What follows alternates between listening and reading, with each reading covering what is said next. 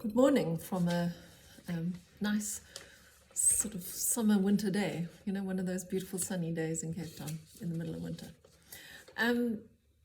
This week I wanted to talk about taking medicine and your weight. At this time of the year, generally, this sort of winter, early springtime, and also, I suppose, because of COVID, quite a lot of us are ending up taking medicine of some sort or other, and a lot of these drugs challenge our weight loss plans, particularly some of the steroids and cortisones and those kinds of things which we get given for allergies and for inflammation, and some of the hormone pills that folks might be on. So what these drugs normally do is they cause water retention, and because we measure by weight, you seem heavier than you are because you're retaining water, and so you don't see the weight loss, you don't see your kilograms coming off because your body's retaining water because of the drugs. The other side effect is some of these drugs make you feel hungrier for some reason. And I don't know if they actively change your metabolic rate or if it's just some kind of sensation, but it's a side effect of the drug. And one of the most important things, certainly that I can talk about with great insight at the moment, is side effects and how side effects go away. So you can all see I'm starting to get my hair back. The side effect of losing my hair has, now that I've stopped taking the chemo, has gone and my body is recovering. And that's exactly the same thing that happens with any other drug we take. The side effect goes away once we stop the drug, and our body recovers the side effect. So if you're retaining water because you're taking a drug, when you stop the drug or the drug gets reduced down to a level that the body can cope with, the water retention issue will go away. And also the desire to eat more will go away. But the problem will be that if you have given in to the eating more, you're going to have put on weight, you're going to put on fat, and the fat's not going to go away. That's not a side effect of the drug, that's a side effect of eating too much. It's a bit like losing weight was a side effect of being on chemo because I didn't feel like eating, and now that I am eating, I'm putting on weight, which is not something I really want to be doing. So Lee is going to be helping me bring my weight down again. But there we go, that's just how it works. So there are some tricks to coping, and I've been doing quite a lot of research. So the most important thing, first of all, is to know that this is short term. And whatever you do, don't give up. Don't give up eating well. Don't give up the way less. Don't give up sending me your weight. You can tell me you're on cortisone or whatever you're on. Don't give it up. In fact, it becomes almost more important, because if you do put on weight, like real proper fat weight, that's going to be hard to lose again. So rather try and stick to your formula as much as you can. Keep sending me your weight. Don't use it. Worst thing you can do is use it as an excuse to give up and to give in to the food cravings and everything else. Rather, let's manage them. And there are ways to manage them, okay? So, first thing, drinking more water helps with the water retention. So these are things for water retention. So drinking more water can help with the water retention.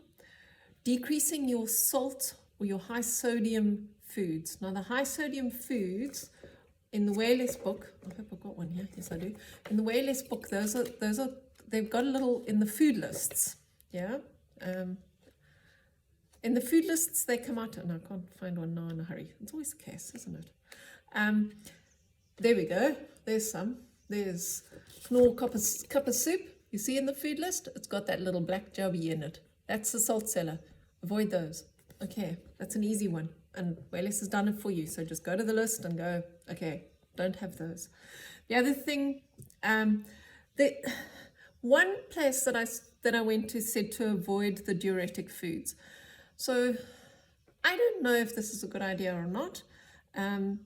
This one that was specifically talking about taking hormones and when hormones cause water retention, and then of course you're on a longer course. So if you're going to be on something that causes water retention for a longer course, if you're eating lots of diuretic foods that apparently can actually over a period of time can create a water retention issue long term, rather than.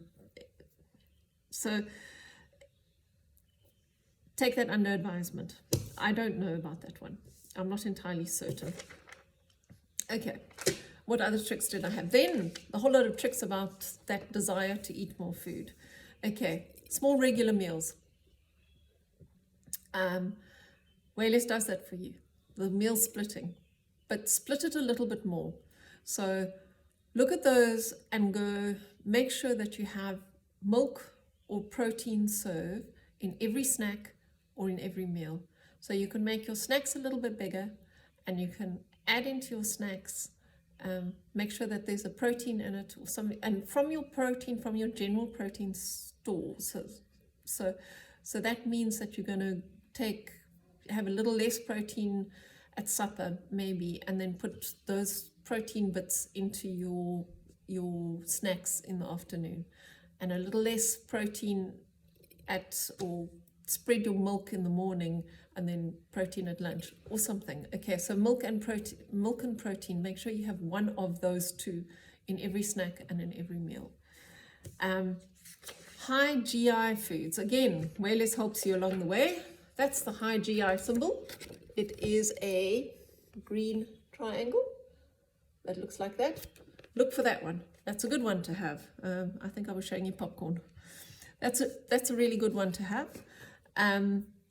Obviously, if you're going to put popcorn, don't put sodium on it. So popcorn's probably not a good choice to have shown you.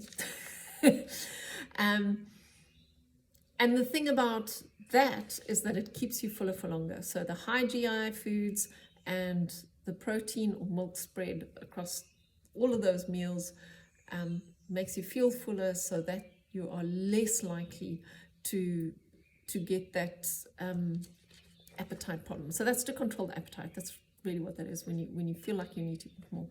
The other thing, which is a bit of a win to think about, is that there are the double up foods.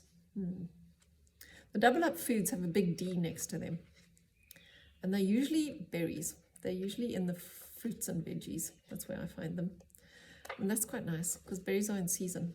I actually got given a tub of blueberries from Babylonstone this week, and I gobbled the whole lot up. It was absolutely delicious. They're not showing you on this one. I think this is an old book before they had the... Oh dear, this is what happens when I use my own book. Okay, it's an old book, so it doesn't have the double ups in them.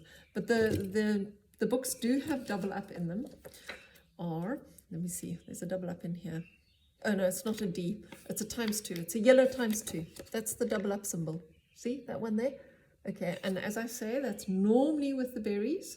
But here I can see it with chickpeas. It's with oats. Oats is a good one because you can really fill yourself up with oats. There we go, cranberries. I told you it's with the berries. Love them. It's sadly not with the blueberries that I was eating so many of. Anyway, and the other important thing that you can do, which can help you with your appetite, is to stay active. And the best way, I think we all know this, the best way to stay active is to have a buddy, just somebody who will go for a walk with you or go to gym with you or something. It's really helpful, and I must say I have recently found a new dog walking buddy, and it's making such a difference because she's determined to walk every day, so I'm out there. And then the last thing I want to say about taking drugs or taking medication during this time of the year, it's also, of course, this time of the year is the time of coughs and sore throats, and of course it's one of the early signs of COVID as well. Go for the sugar-free lozenges and syrups. They exist, and ask for them. So even if your doctor's prescribed something to you, when you go to the pharmacist, ask if there's a sugar-free option so that you are not forced into taking extra sugars.